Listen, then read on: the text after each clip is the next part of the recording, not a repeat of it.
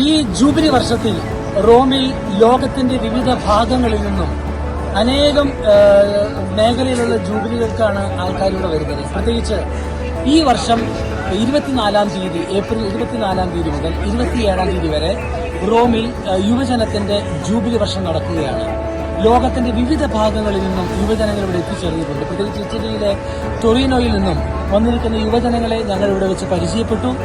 അവർക്ക് റോമിൽ വലിയ പ്രതീക്ഷകളോടുകൂടിയാണ് 24-ാം തീയതി മുതൽ 27-ാം തീയതി വരെ ആരംഭിച്ച ജൂബിലിയിൽ പങ്കെടുക്കുവാൻ വന്നിരിക്കുന്നത്. അതിനിടയിലാണ് അപ്രതീക്ഷിതമായ മാർപ്പാപ്പയുടെ ദേഹവിയോഗം സംഭവിച്ചത്. നമുക്ക് അവരുടെ പ്രതീക്ഷകളെക്കുറിച്ചും ഈ സാഹചര്യത്തിൽ അവർ കടന്നുപോയ മാനസിക അവസ്ഥകളെക്കുറിച്ചും നമുക്ക് നമ്മളോട് ഗുഡ്നസ് ടെലിവിഷന്റെ പ്രേക്ഷകരോട് അവർ ഇപ്പോൾ സംസാരിക്കുന്നതാണ്. Allora, come sapete, quando avete sentito c'è Giubileo di adolescenti, siete molto felici veramente per incontrare Papa Francesco e tutto questo.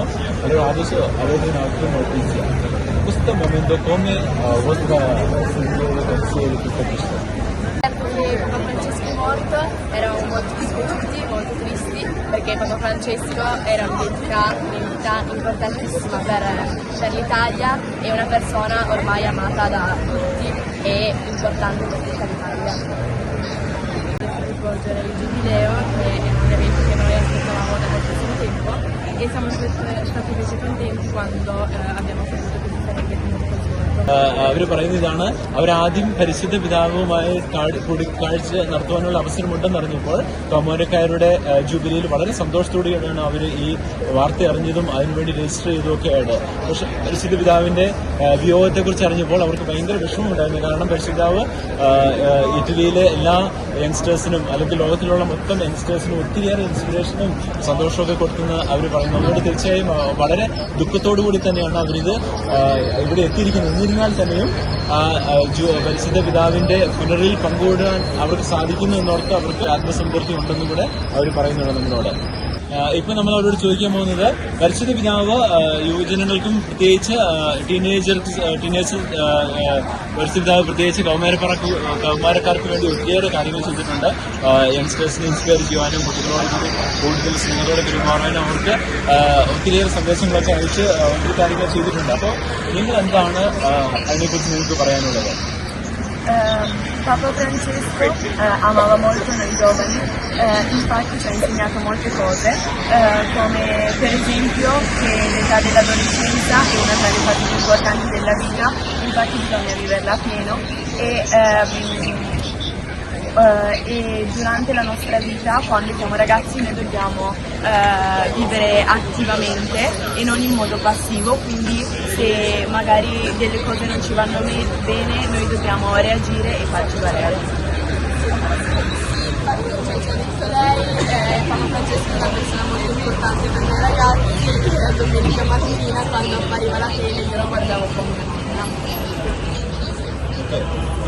പരിശുദ്ധാവ് വളരെ പ്രധാനപ്പെട്ട ആളാണ്. പ്രത്യേകിച്ച് ഇവർ പറയുന്നത്, ഈ കൊച്ചു നമ്മളോട് പറയുന്നത്, എല്ലാ ഞായറാഴ്ചയും രാവിലെ കേൾക്കുമ്പോൾ പരിശുദ്ധാവിന്റെ സന്ദേശവും കുർബാനയൊക്കെ ഇവർ കാണുമെന്ന് പറയുന്നു. അതുപോലെ തന്നെ കോഴിക്കോട്ടി നമ്മളോട് പറയുകയുണ്ടായി, പരിശുദ്ധാവ് പറഞ്ഞത്, കൗമാരക്കാരോട് പറഞ്ഞു, നിങ്ങൾ ജീവിതം അതിന്റെ പൂർണ്ണതയിൽ ആസ്വദിക്കണം. അതുകൊണ്ട് എന്ത് കഷ്ടത്തിലൂടെ കടന്നു പോയാലും ജീവിതം വളരെ പ്രധാനപ്പെട്ടതാണ്. നിങ്ങൾ സന്തോഷത്തോടുകൂടെ ജീവിതത്തെ നേരിടണം.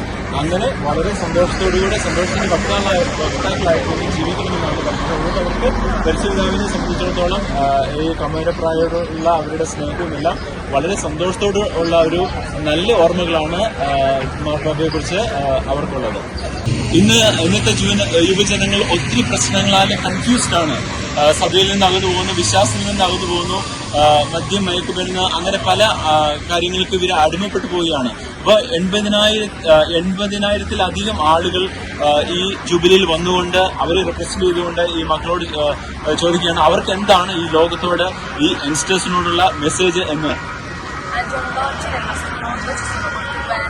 Che in realtà sono molto utili e infatti noi siamo venuti qua, 80.000 persone sono venute qua al Giubileo per dare una testimonianza di unione e quindi che noi ci confidiamo in Dio, ci fidiamo di Dio per attraversare questi momenti bui. Inoltre ci dispiace che la guerra diventato il modo per risolvere le situazioni difficili, quando invece dovrebbe essere la pace il modo appunto per risolvere, e quindi bisognerebbe risolvere parlando civilmente e non con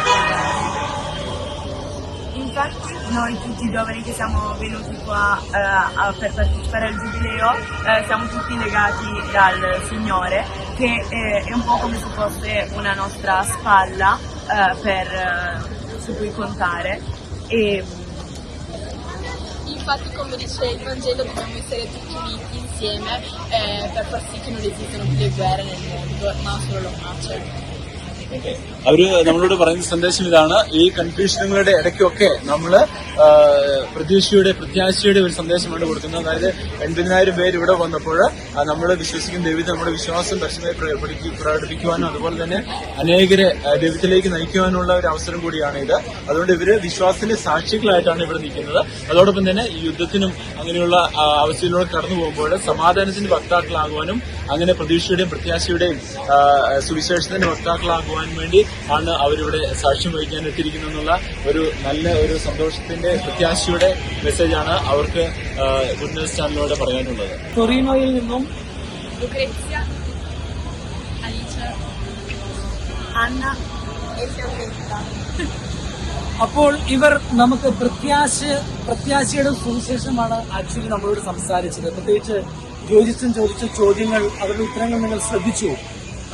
യുവജനങ്ങൾ കടന്നുപോകുന്ന ക്രൈസിസിന്റെയും സംഘർഷങ്ങളുടെയും മധ്യത്തിലും പ്രത്യാശ പകരുന്ന, ഈശോയെ അന്വേഷിക്കുന്ന, പ്രാർത്ഥിക്കുന്ന നല്ല യുവജനങ്ങൾ ഇപ്പോഴുമുണ്ട്. നമുക്ക് ഇതിന് നന്ദി പറയാൻ ഇവരെ ഓർത്ത് ഇവരിൽ നിന്നും ധാരാളം ദൈവവിളികൾ തിരുസഭയിൽ ഉണ്ടാകട്ടെ എന്നുകൂടി നമുക്ക് പ്രാർത്ഥിക്കാം. മേരി മജോര ബസിലിക്കയിൽ നിന്നും ഗുഡ്നസ് ടെലിവിഷന് വേണ്ടി ഫാദർ ജോജി പോളിനോടൊപ്പം ഫാദർ ജോബി പോൾ.